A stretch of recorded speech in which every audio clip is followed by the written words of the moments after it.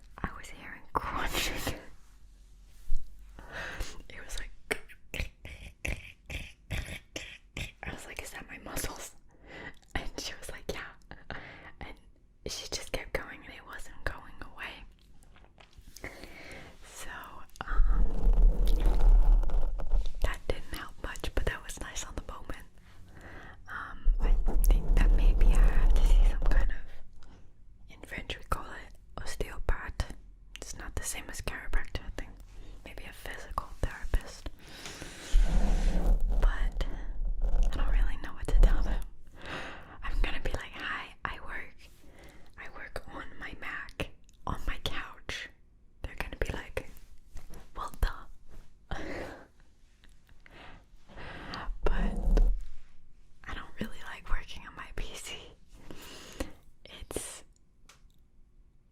I don't know, like my back is turned and I feel like I just look at my PC, you know, whereas in the living room, I'm working on my Mac, which is very low. I understand my posture is terrible, but at least like the puppy like stays next to me and I have the TV if I want to watch something. And I see the whole house like more warm than just like looking at a wall and my screen, you know, my PC. But yeah, I have to do like, I can't believe I'm gonna say that, but I have to do some kind of yoga. I really don't like yoga, but apparently it stretches everything really well. So we'll see, but yeah.